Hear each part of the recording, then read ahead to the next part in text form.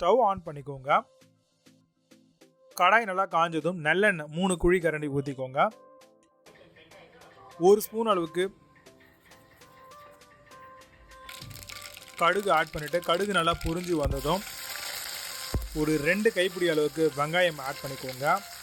அதாவது 2 medium size வெங்காயம், 2 பச்சை மிளகாய் சாப் பண்ணி ஆட் பண்ணிக்கோங்க. எல்லாத்தையும் வந்து நல்லா மிக்ஸ் பண்ணி விடுங்க. 1 கைப்பிடி அளவுக்கு பூண்டு நல்லா சாப் பண்ணி ஆட் பண்ணிக்கோங்க.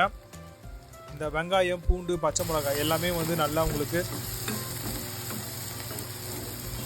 செவக்க வெந்து வரணும். இந்த டைமில் நம்ம வெள்ளை முள்ளாங்கி கட் பண்ணி வச்சுருந்தோம், அதை வந்து ஆட் பண்ணிக்கலாம். 2 முள்ளாங்கி சேர்த்துருக்கோம், அதாவது வந்து 250 கிராம் அப்படின்ற மாதிரியான முள்ளாங்கி வந்து ஆட் பண்ணியிருக்கோம். எல்லாத்தையும் வந்து நல்லா வதக்கணும். இப்போ உப்பு 1 ஸ்பூன் உங்களுடைய தேவைக்கு ஏற்ற மாதிரி ஆட் பண்ணிக்கோங்க. இப்போ நல்லா வந்து பார்த்திங்கன்னா சாட்டை பண்ணி விடுங்க. நல்லா மிக்ஸ் ஆனதுக்கப்புறம் உங்களுக்கு வெந்து வரும்பொழுது நீங்கள் தேவையான அளவுக்கு தண்ணி ஊற்றிக்கோங்க. அந்த முள்ளாங்கி அந்த தண்ணியில் வேகணும்.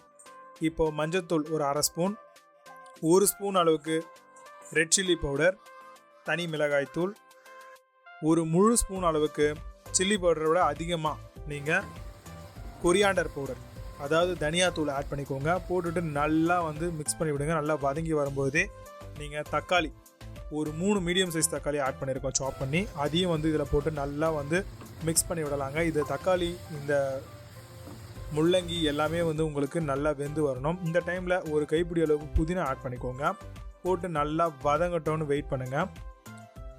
எல்லாம் நல்லா வதங்கும் பொழுதே ஒரு ஃபுல் ஸ்பூன் அளவுக்கு குழம்பு மிளகாய் தூள் ஆட் பண்ணியிருக்கோம்.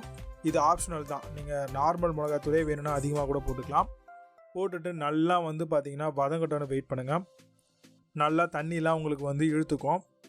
இதுக்கு நீங்கள் ஒரு தட்டு போட்டு மூடினீங்க அப்படின்னா ரொம்பவே ஃபாஸ்ட்டாக உங்களுக்கு முள்ளங்கிலாம் நல்லா வெந்து வரும். முள்ளங்கி பொறுத்த வரைக்கும் உப்பு உங்களுக்கு சீக்கிரமாகவே இழுத்துக்கும். ஸோ அதனால் உப்பு பார்த்து போட்டுக்கோங்க. இப்போ புளி தண்ணி ஊற்றிக்கோங்க.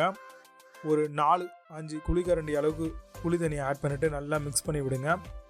இப்போ தட்டு போட்டு மூடி நல்லா வந்து பார்த்திங்கன்னா உங்களுக்கு கிரேவி ஃபார்முக்கு வரணும். அது வரைக்கும் நீங்கள் வெயிட் பண்ணுங்கள். இப்போ ஓப்பன் பண்ணிங்க அப்படின்னா இன்னும் கொஞ்சம் தண்ணி இருக்குது. இந்த டைமில் இன்னும் கொஞ்சம் நல்லெண்ணெய் ஊற்றலாம். இன்னுமே வந்து உங்களுக்கு நல்லா திக் கன்சிஸ்டன்சியாக உங்களுக்கு நல்லா வந்து தொக்கு பதத்துக்கு வரும்.